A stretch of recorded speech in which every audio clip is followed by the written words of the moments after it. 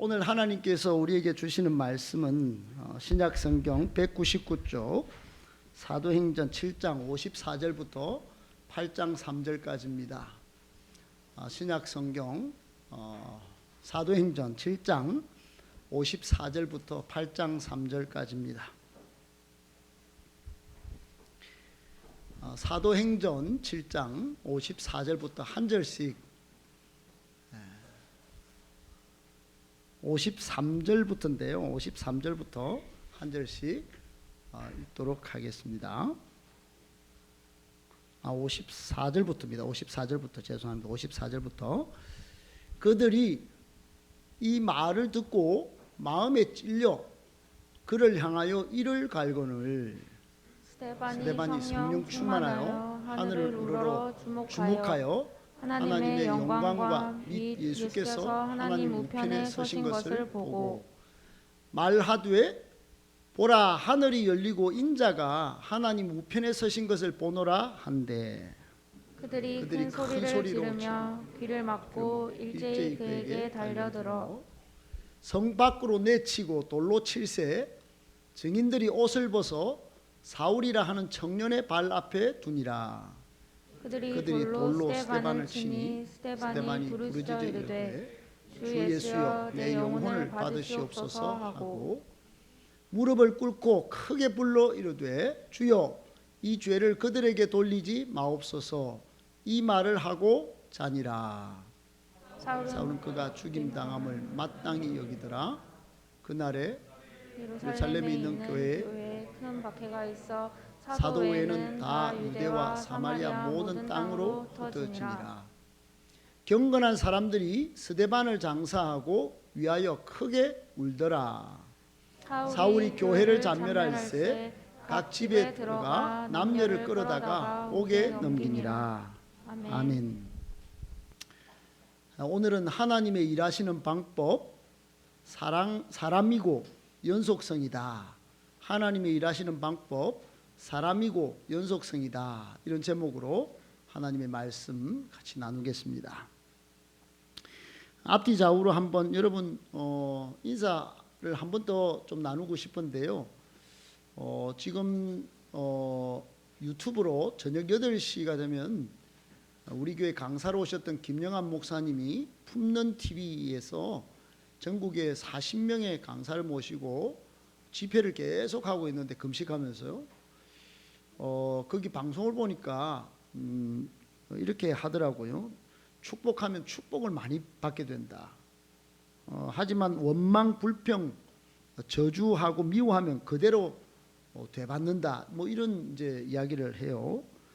비교하는 것도 마찬가지고, 비교하는 것도 사람을 비교하고 그러면 그대로 되받는다고 그래요. 그래서 제일 중요한 인사가 축복의 인사인 것 같아요. 따라합시다. 축복합니다. 옆 사람한테 한번 제대로 한번 해보세요. 축복합니다. 그리고는 이렇게 하세요. 저도 좀 축복해 주세요. 저도 좀 축복해 주세요. 저도 좀 축복해 주세요. 네, 축복합니다. 그리고 옆 사람한테 한번 인사합시다. 비교하지 마세요. 저를 그대로 좀 봐주세요. 시작. 예. 여러분 사람이나 가정이나 교회나 심지어 나라도요. 사람이 잘 세워지면 그 사람도 형통하고 교회도 잘 되고 나라도 잘 됩니다. 아멘. 근데 어느 순간 나라가 무슨 연유에서든지 잘 되던 게 끊어지면 백성이 고통받습니다.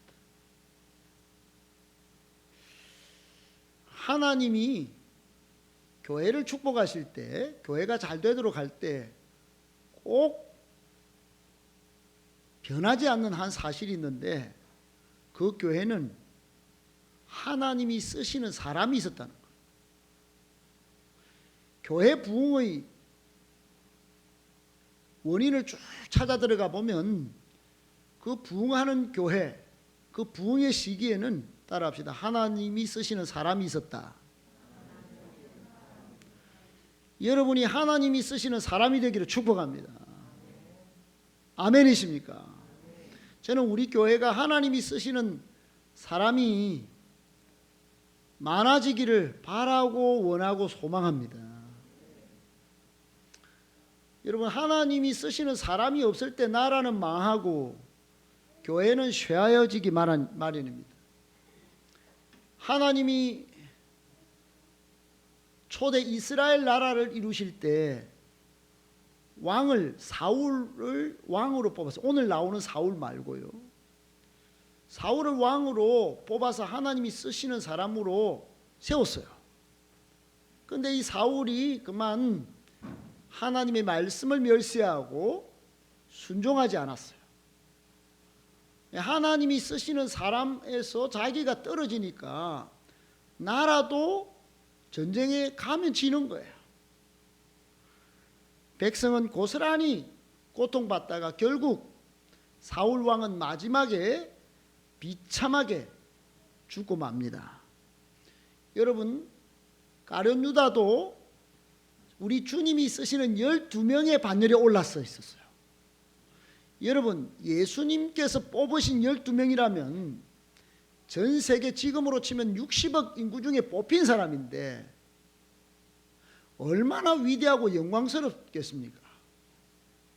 그런데 마지막에 그는 예수님을 배반함으로 주님이 쓰시는 사람이 아니고 주님이 버린 사람이 되어서 창자가 터져서 죽는 비참한 꼴을 자취하게 되었습니다.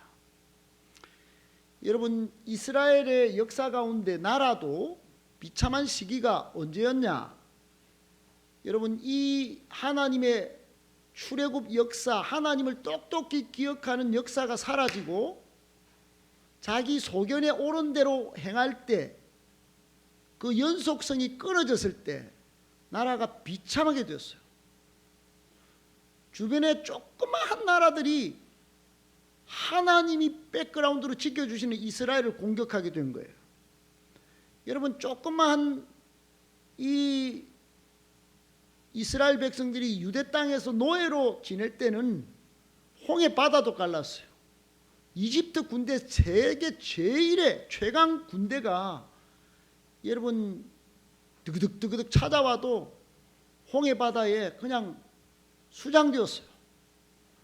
그런데 그 조그마한 옆에 블레셋 땅의 나라들, 그리고 자그마한 나라들이 계속 괴롭히는데 힘도 못 쓰던 시기가 있었습니다. 그때는 하나님의 일하심을 믿지 않고 신앙의 역사가 단절됐을 때, 자기의 소견에 옳은 대로, 지 생각대로, 자기의 플랜대로 살 때, 사사시대 때 여러분 그런 일이 있었어요. 여러분 생각 좀 해봐야 됩니다. 우리 교회, 여러분 이 나라 누가 필요하냐? 하나님이 쓰시는 사람이 필요합니다. 아멘. 하나님을 신앙하는, 뜨겁게 신앙하는 신앙의 물줄기가 댐으로 막히든지 아니면 쪼그라들어가 부흥의 불길이 사라지면 안 되는 것이에요. 연속적으로 잘 흘러가야 되는 것입니다. 사람이고 연속이 얼마나 중요한지 모릅니다. 여러분, 우리 교회는 창립 40주년을 맞았는데 하나님의 일하시는 방법을 모르고, 그게 사람인지 본인인지 모르고 내가 하나님이 쓰시는 사람이 저 사람이면 되겠지 비교하고 나는 발짝만 끼고 있으면 안 되는 것입니다. 하나님이 40년 동안 이 교회와 함께 했다면 앞으로 40년도 함께 하실 것을 믿으시기 바랍니다. 그 역사가 끊어지지 않게 하기 위하여 더 기도하고 더 모이게 힘써야 되는 줄 믿습니다. 주님 오시기 전까지 내 생각은 내려놓고 하나님의 생각으로 예수님은 어떻게 하실까? 거기에 집중하고 시선을 고정하는 은혜의 역사가 우리 모두에게 있어야 할 것입니다. 여러분 이번 주에 우리 태국에서 사역하시는 강성빈 선교사님, 우리 강지원 청년의 아버지 어머님입니다. 태국에서 사역하시는데 만나 뵈니까 참 많은 고생을 하시고 태국에서 아주 놀라운 일들을 하고 계시더라고요. 근데 이제 들어가십니다. 내일이면 우리 교회 마게도냐 프로젝트에 지도하시는 저번 주에 여러분이 청병하여 이제 파송하는 전준웅 선교사님, 모든 가족 식구가 그동안 코로나로 큰 고생하시고, 사모님은 암 수술까지 하시고, 3명의 자녀는 미얀마에서 교육을 지금 과정 가운데 있는데 어떻든 미얀마로 출국하십니다. 내일 인천공항으로 가십니다. 두 가정은 다시 출국하여 그 미지의 땅으로 들어간단 말이에요. 그리고 그 이전에 제가 아는 우리 선교사님들, 멕시코에서 오신 선교사님들, 그리고 카자흐스탄에서 우리 카자흐도 갔다 왔는데 오유한 선교사님, 그리고 아프리카 부룬디의 한상훈 선교사님, 인도네시아의 문갈렙 선교사님, 또 인도네시아의 학교를 운영하는 강용훈 선교사님 부부, 그리고 브라질에 사역하는 박종필 선교사님, 다 제가 아는 분들인데 한국에 다 들어오셨다가 전부 이 코로나의 엄중한 시기에 다시 그 나라 땅으로 다 가셨어요. 제가 그런 분들을 보면서 이 오미크론이 창궐하는 이 시기에 죽음을 불사하고 그 출국하는 전화나 문자나 또 연락을 보면서 그 행보를 볼 때 제가 깨닫는 것이 있습니다. 이분들의 믿음이 도대체 뭐기에 저렇게까지, 우리는 겁내서 예배 한번 오는 것도 어려운데 우리보다 의료 체계가 훨씬 미비하고 우리보다 훨씬 어려운 사람들이 많은 그 땅을 향하여 저렇게도 기꺼이 나가시나, 그런 생각을 하면서 내린 결론이 이겁니다. 하나님은 여전히 저분들과 함께 선교의 역사를 이어가고 일하고 계신다. 그것을 제가 확신하게 되었습니다. 따라합시다. 하나님은 여전히 일하십니다. 여러분, 여전히 어떻게 일하실까요? 이 선교사님들 제가 만나보면 너무 연약해요.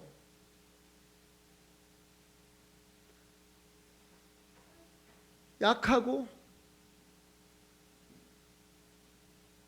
우리 전준웅 선교사님 어제 이렇게 마지막 보낼 때 돌아서면서 눈물이 막 쏟아질 정도로 연약합니다. 그 연약한데 가는 거예요. 그 뒤에 누가 일하시고 계십니까? 하나님이 여전히 그분을 통해서 일하시고 계신 거예요. 여러분, 코로나로 거의 반죽음 상태에서 나오셨어요. 사모님도 암으로 그렇게 오셨어요. 그런데 여기 지내는 몇 달 동안 여러분, 제가 같이 다니면서 이 대한민국의 전준웅 선교사님을 만나려고, 또 전준웅 선교사님이 뿌려놓은 씨앗 말고 다른 분들이 뿌려놓은 미얀마 땅의 수많은 씨앗들을 전준웅 선교사님에게 다 이전하는 걸 제가 봤어요. 가면은 어마어마한 일들이 지금 기다리고 있어요. 하나님은 그렇게 일하시더라고요. 여기 병 걸려가 왔는데 돌아갈 때는 더 큰 일을 맡기시는 거예요. 여러분, 그 외에도 많은 분들이 그렇게 일을 이제 진행하려고 합니다. 하나님은 복음의 능력이 힘찬 물줄기로 그 미얀마 땅에, 브라질 땅에, 부룬디에, 여러분 카자흐 땅에, 인도네시아 땅에 계속 흘러가기를 원하십니다. 아멘. 그 흘러가는 물꼬가 여기 있으니 여러분, 마게도냐 프로젝트를 위해서 이 하나님이 일하시는 방법을 믿고 선교사님 사람을 위해서, 이 일을 위해서 기도하시고 동참해 주시길 바랍니다.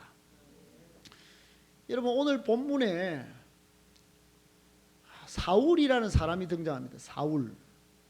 사울은 나중에 위대한 복음 전도자의 삶을 살았던 여러분이 아는 바울, 영어로 폴입니다. 여러분, 이 바울은 기독교 역사의 한 페이지를 장식한 위대한 하나님이 쓰셨던 사람이에요. 근데 이 사람이 사도행전 9장에 처음으로 등장한다고 착각하는 사람들이 있어요. 왜냐하면 사울이 예수님을 처음 만났던 사실을 기록한 장이 9장이기 때문에 그래요.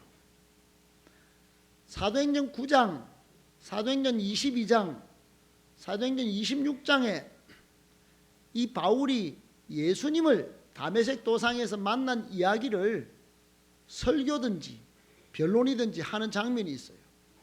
그래서 사람들은 사도행전 9장에 나올 것이다 생각합니다.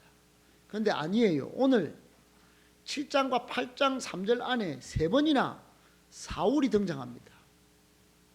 왜 이때 등장하는가? 왜 오늘 사도행전을 기록한 누가는 이 순간에 사울이라는 사람을 스데반 집사님의 순교 장면과 함께 겹쳐서 오버랩시켜서 등장시키는가? 이유가 있습니다. 이유가.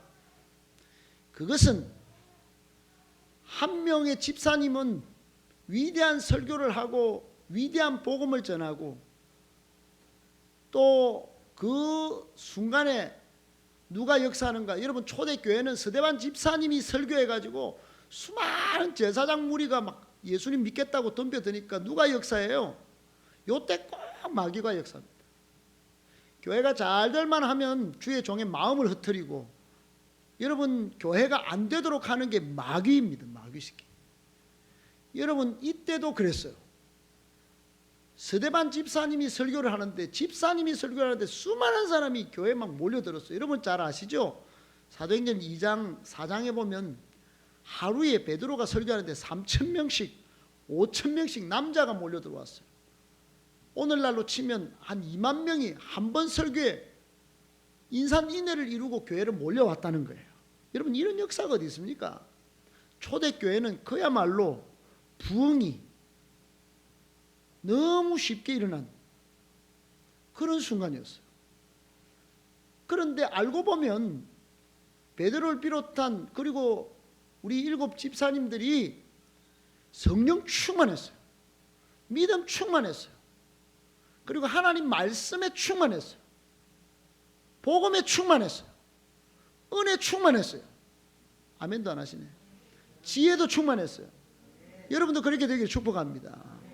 그러니 스데반 집사님이 설교를 하는데 얼마나 불같은 설교가 나갔어요. 어마어마한 설교가 나갈 때 사람들이요, 은혜를 받는데 꼭 비교하는 무리들이 있어요. 시기하는 세력들이 있어요. 그 시기와 비교와 질투의 뒤에는 항상 마귀가 있습니다. 이 마귀가 시기심을 일으켜서 스데반을 죽입니다. 여러분, 초대교회가 이렇게 부흥하고 스데반 집사님이 불같은 설교를 하고 수많은 제사장의 무리도 교회로 나오고 예수 믿겠다 하면 얼마나 좋은 일입니까? 너무너무 좋은 일이에요. 그런데 죽습니다. 돌에 맞아 죽어요. 이 사람들이 이를 갈면서 막 분노합니다. 비난하고 저주하면서 이런 순간에 행복의 길을 찾지 않고 예수 믿어서 구원받고 천국 갈 생각을 하지 않고 인생의 방황을 끝낼 이 설교가 은혜가 되구나, 그리고 하나님의 말씀을 안 받고 이 구원의 소식을 듣고서도 여러분 마음이 멀어지는 거예요. 저 사람이 원망스럽다는 거예요. 그래서 설교를 들은 유대인들이 자기들을 지적하는 소리로 듣고 사도행전 7장 54절에 이렇게 합니다. 다 같이요, 시작. 그들이 이 말을 듣고 마음에 찔려 그를 향하여 이를 갈거늘. 스데반 집사님의 설교를 듣고 마음에는 찔렸어요.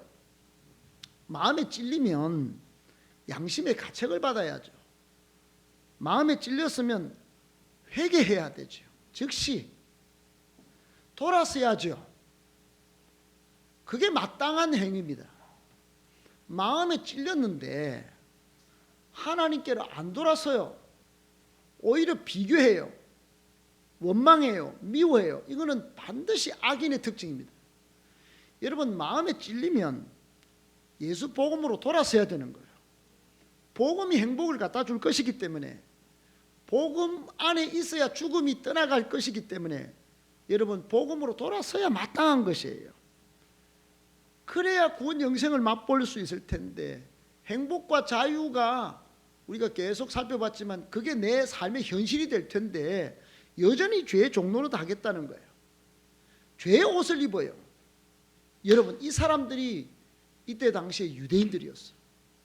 마땅히 그리스도의 옷을 입고 새로운 삶을 살아야 되는데, 여러분 생각 한번 해보세요.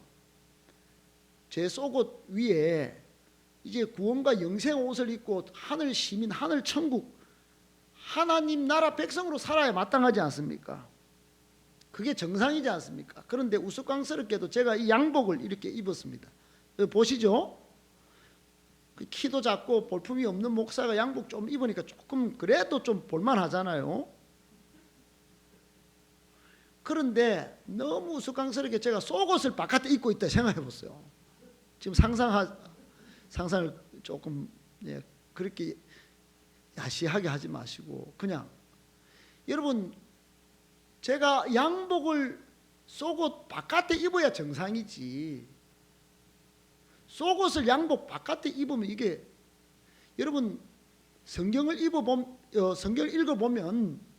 우리 예수 믿은 사람은 이제 그리스도의 옷을 입어야 된다 이렇게 말씀합니다. 아멘. 그런데 저는 싫어요. 그리스도의 옷 안 입고 살아도 제 기준이 있어요. 제 생각이 있어요. 제 감정 그대로 표출해도 저는 살아가요. 그거는 속옷을 바깥에 입는 것과 똑같은 거예요. 굉장히 웃음꼴입니다. 어찌 보면 슬픈 일입니다. 좀 이렇게 안 되겠어요?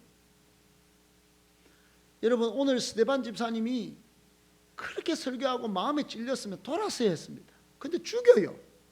큰 소리를 지르고 57절에 보면 귀를 막고 일제히 달려들어서 성 밖으로 내치고 돌로 막. 오늘 스데반 집사님이 순교 장면을 보면요, 이게 끔찍하다 못해 이게 비참합니다. 여러분, 너무 사람들이 저럴 수 있을까? 같은 한 무리로 유대인의 한 동족으로 살았는데 저렇게 설교 잘한다고 마음에 찔리기는 했는데 그만 막 비교와 시기와 악감정이 들어가지고 막 이렇게 한 사람을 저렇게 죽일 수 있을까? 여러분, 지금 푸틴과 러시아가 하는 짓이 또 그런 겁니다. 자기 동족이라고 말하면서도 전쟁 외에는 방법이 없다고 그래서 피를 흘려가면서 그 땅을 차지하려고 하는 거예요. 여러분,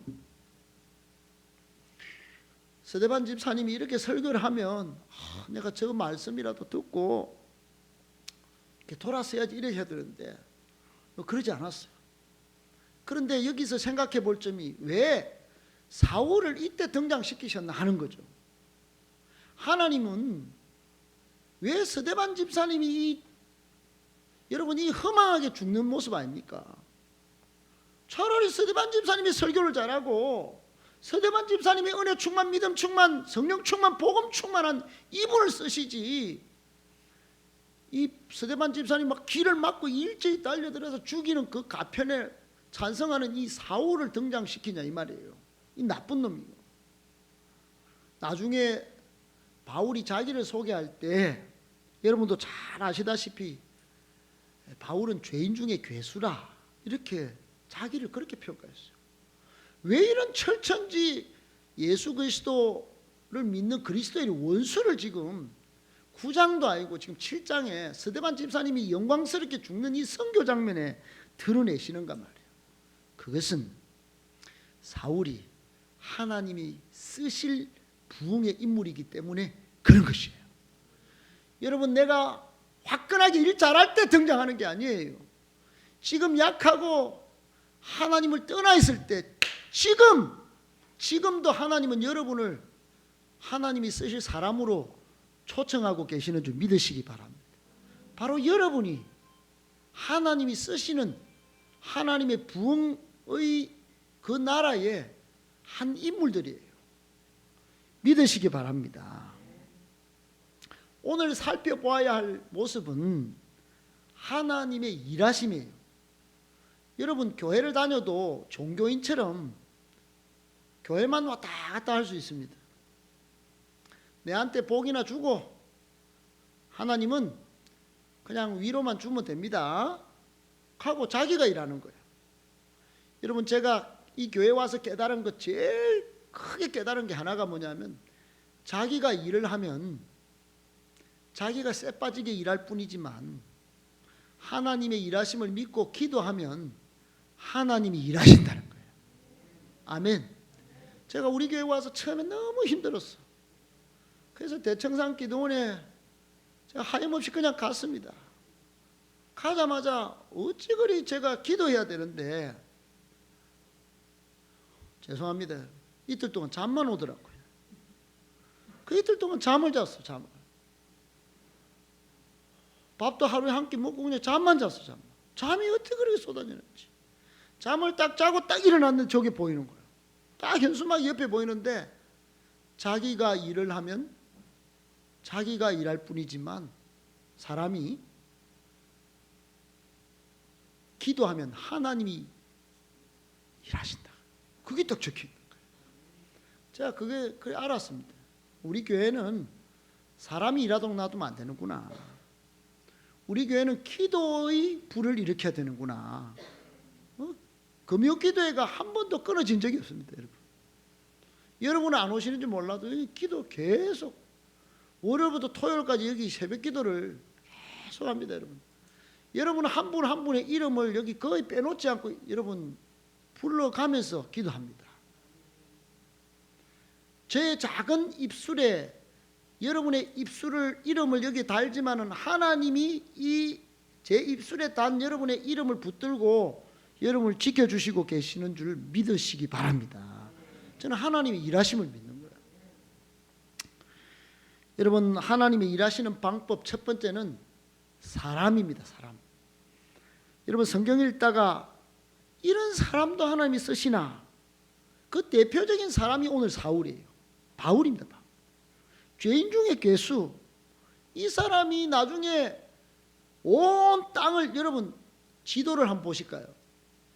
선교 여행을 1차로 가는데 여러분 선교 여행이 저쪽에서부터 여기 유대 나라는 바다 요 오른쪽 끝에 여기 예루살렘이 있습니다. 그 위에 수리아 안디옥이라는 곳이 있어요.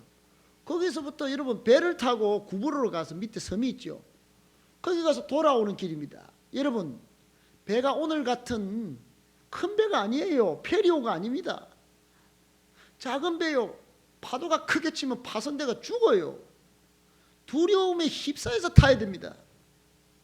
그런데 복음에 휩싸인 이 바울이 나중에 하나님이 쓰시는 사람이 되어서 구부로에 복음 전하고 저까지 탁 돌아서 복음 전하고 옵니다. 아시아 땅까지 가서. 더 기적입니다. 두 번째 여행을 또 떠나요. 여러분 두 번째 여행은 더 심각합니다. 걸어서 4,500km를 갑니다. 배 타고 전체를. 여러분 4,500km 서울에서 부산까지가 약 500km입니다. 그거를 걸어서 산을 넘고 물을 건너 발이 부르뜨고 돌에 맞아 죽을 뻔해요. 그렇게 복음을 전합니다. 여러분 세 번째 여행을 또 떠납니다. 또 5,000km를 떠납니다. 여러분 이때는 어디까지 가냐? 마게도냐까지 가요. 이 우리 마게도냐입니다. 지금 마케도니아, 그리스, 헬라입니다. 그까지 돌아갔다가 마지막은 로마까지 갑니다. 오매불망 나는 로마까지 가야 된다. 로마 여행까지 갑니다. 로마까지. 이리 굴러 저리 굴러 나중에는 유라 굴러 태풍까지만 이리 굴러 저리 굴러. 좀 웃겼는데 미안합니다. 어떻든 그런 광풍이 부니까 이리 굴러 저리 굴렀다가 로마까지 가요.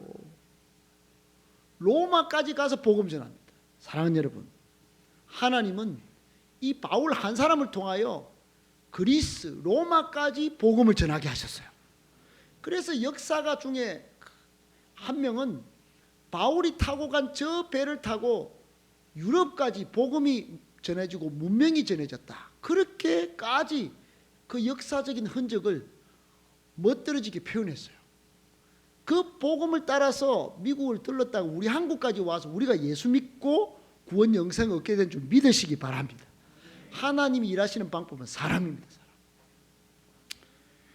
여러분 성경에 보면 기생 라합이 등장합니다. 여러분 기생입니다. 그리고 그 유다라는 시아버지의 며느리, 여러분 그 다말과 이게 해가지고 이게 하나님의 독생자가 태어나요. 우리나라도 단일 민족이지만 유대인들도 단일 민족이에요. 단일 민족은 얼마나 피가 섞이는 거 싫어합니까? 그런데 이방인 룻을 데려와서 나중에 룻 밑에 다윗이 태어납니다. 여러분 우리아의 아내 밧세바는 간음을 해가지고 솔로몬을 낳아요. 그 밑에서 예수님이 태어나요. 여러분 우리가 믿는 예수님이 이런 족보 가운데 태어났다, 이거 안 믿고 싶잖아요. 좀 꺼린다. 하나님은 그러나 이런 사람도 쓰셔서 구원 역사를 이루신 줄 믿으시기 바랍니다. 버릴 사람은 한 명도 없는 거예요. 쓸모없다고 생각하는 생각 자체가 마귀가 주는 생각이에요. 하나님은 쓸모없는 나도 쓰신다는 생각 가운데 긍정적으로 믿음으로 사는 여러분이 되기를 축복합니다. 항상 하나님이 쓰실 그릇이 나다, 아직 준비가 안 됐지만 때가 되면 쓰실 것이다, 그렇게 생각하셔야 된다 이 말이에요. 두 번째로는 연속성입니다. 여러분 하나님이 일하시는 방법은 연속이에요. 하나님은 중단이 없으세요. 우리는 하나님이 일을 안 하신다, 어디 출장 가셨나 생각하지만 안 그렇습니다. 오늘 서대반이 죽었잖아요. 여러분 생각해 보세요. 서대반 집사님은 정말 멋진 분입니다. 하나님이 살아계신 것도 봤어요. 죽는 순간에 예수님도 서대반 죽는갑다 그래서 일어서신 것도 봤어요. 그 말을 하니까 사람들이 더 시기심이 일어나서 죽였어요. 여러분 죽어버렸으면 죽은 거잖아요. 그럼 끝이에요, 끝. 그런데 하나님은 끝이 아니에요. 하나님은 오늘 8장에 여러분 사도들 외에는 다 흩어버립니다. 흩어가지고 또 역사하는 일을 하시는 거예요. 여러분 혹 이런 생각을 하실 수 있습니다. 나는 막 잘렸다, 나는 중심에서 아웃사이드로 아싸다. 여러분 아싸가 돼도 하나님이 일하십니다. 믿으시기 바랍니다. 하나님이 일하신다. 여러분 사울 같은 인물도 서대반 집사님 죽어서 오늘 7장에 등장시키고 9장에 만나셔서 연속적으로 일을 이루어 가시더라 이 말이에요. 여러분 오늘 제가 전해드린 이 말씀을 여러분 꼭 기억하시고 그냥 화석적인 종교인으로만 교회 나오지 마시기 바랍니다. 하나님은 여러분을 통해서 우리 교회의 역사를 통하여 연속적으로 일을 지금도 이루어가고 계십니다. 그 사실을 믿고 민감하셔야 됩니다. 그러니 그냥 팔짱만 끼고 계실 그럴 존재가 아니에요. 우리는 여러분 주님 오실 날이 가까워져 오고 있다고 저는 느끼고 있습니다. 전쟁도 나지요, 지진도 일어나지요. 여러분 왜 이 땅만 보고 사십니까? 이 땅에 소망이 없습니다. 여러분 오로지 저 천국 하나님이 만들어 놓으신 여러분 그 새로운 에덴에 여러분의 소망이 있어야 됩니다. 거기 가려면 하나님이 일하시는 방법을 철저히 신뢰하시고 내가 바로 부흥의 주인공이야, 우리 교회가 그 주인공이야, 이 사람들이 모인 교회를 통하여 하나님은 일을 이루어 가실 거야, 이렇게 믿으시고 일어서야 합니다. 여러분 지금이 바로 일어서야 할 때지 주무실 때가 아닙니다. 지금이 모일 때입니다. 꼭 기억하시고 이제 2월 지나서 3월달 봄이 아주 따뜻한 봄이 옵니다. 더 뜨겁게 예배하고 하나님을 잘 믿고 복받는 우리 모든 성도 다 되시기를 예수님의 이름으로 축복합니다. 아멘. 한번 기도하겠습니다. 하나님 아버지, 우리 행복한 교회 모든 성도님들 하나님의 일하시는 방법, 사람 연속성 기억하고 좀 더 민감하게 하시고 이제 우리 행복한 교회와 함께 부흥을 체험하게 하여 주시옵소서. 사도 바울을 준비시켜서 쓰셨던 하나님, 우리도 써 주시옵소서. 예수님의 이름으로 축복하고 기도하옵나이다. 아멘.